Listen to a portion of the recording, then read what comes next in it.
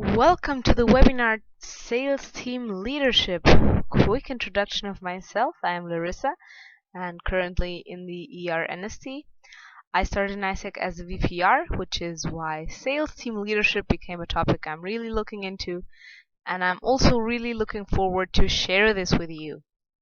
As you are reading this, I assume you're a team leader of a sales team, which means you're probably quite busy, so I will keep this short and simple and straight to the key message. What I want you to take out of this education is to be able to answer the question, what does it mean to lead a sales team? And talent capacity in the sales team and how to start right in education. So how to induct and educate your members properly. And as we look at the agenda, you can see that we will start with the characteristics of a successful sales team leader, how to start your sales team, and how to educate your members. And we will start by asking ourselves the following question. What characteristics does a successful sales leader need to acquire?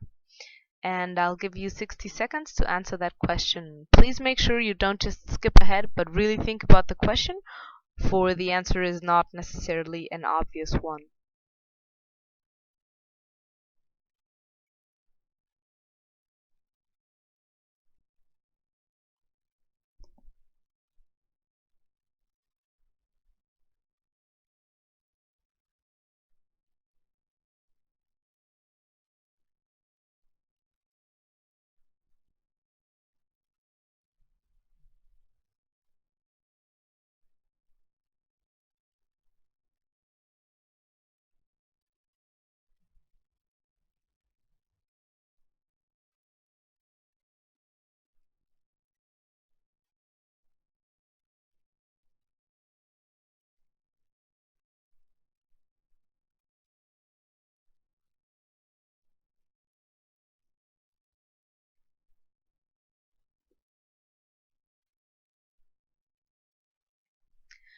There are a lot of possible answers. I've narrowed it down to 3 characteristics a sales leader should have. And the first one is be data-driven in your performance. I know this is not a popular stance, but sales success is largely a function of results because sales is a numbers game. How many companies did we manage to contact? Was it more than last quarter? Are our TN realizations growing in quantity and quality? All your sales leadership efforts will not be if the results aren't there. How much impact are we creating within our members if they aren't achieving anything? This is why we are numbers driven, relying on the data as evidence of our effectiveness. Running our organizations analytically and by the numbers allows us to make stronger decisions based on real data and not just gut instinct. The second stance is be a role model. I believe a big bottleneck in sales and ISEC is that the ones leading a team are often not interested or not passionate about the operative work. If you have less than 6 active sellers, and I'm stressing the word active, you are able to do sales operations yourself. Yes, a sales leader has a vision and he should always focus on team management, which is the most important activity you as a VP or team leader should do, but people rarely look up to someone who is all words and no action. And finally, sales leaders must empower their sales managers to succeed. Salespeople will inevitably at some point have to face rejection, so it is your job to show relentless encouragement and positivity. Sales management is much more about day-to-day execution and coaching teams to sell more effectively. Sales leadership extracts full buy-in and commitment from all members of the sales team below you to the point where everybody wants to follow you and have the uttermost faith in your vision and strategic direction. So how will you start a successful sales team? As the word implies, you will need to have people working for you, but not just any people. You need the right amount of people and the right kind of people. This is maybe not the first time you hear this sentence, but what does it actually mean? So the right number, how many people do you actually need? For your HR planning, please consult the IGIP Planning Guide and the IGIP Team Experience Wiki. We have 2 core elements for HR planning. They are as following. A. Start with a few members that are very efficient.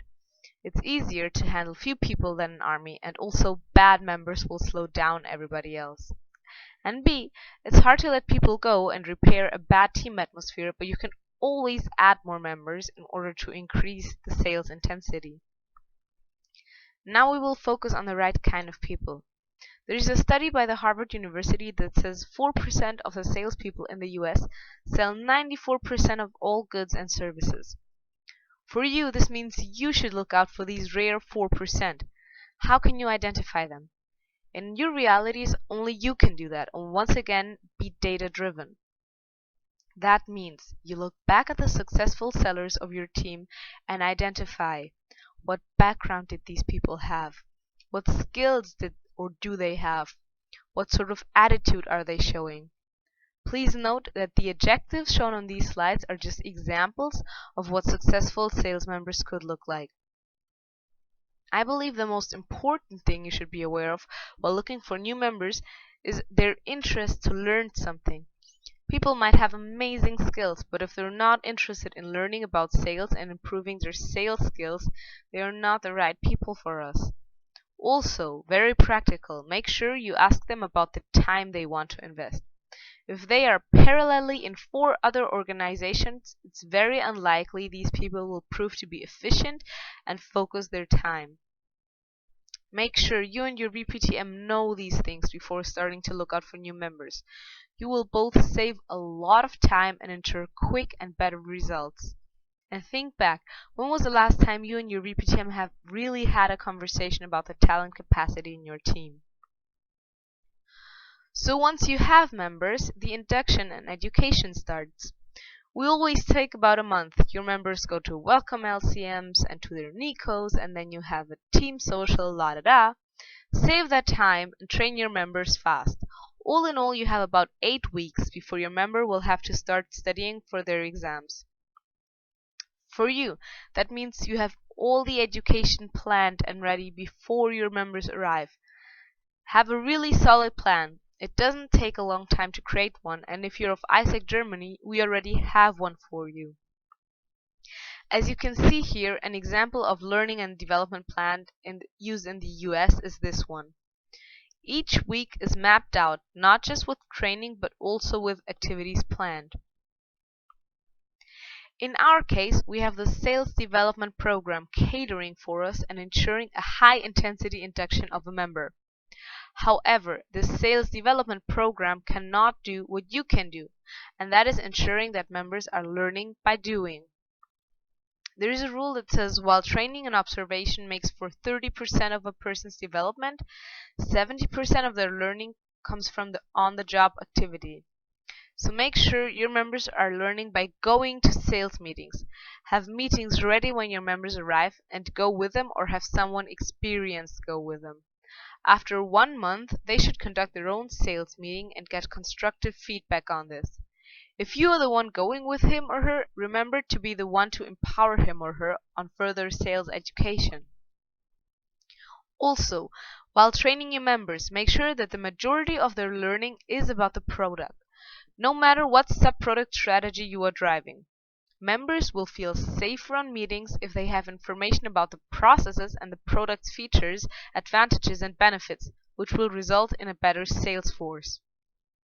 So to recap the session, keep these 4 elements in mind. Make sure you have the right HR planning in quantity and quality, and make sure your members go through a high-intensity induction right after joining. Don't waste their time and their energy. They will enjoy the experience when they actually get to do something and experience their own learning.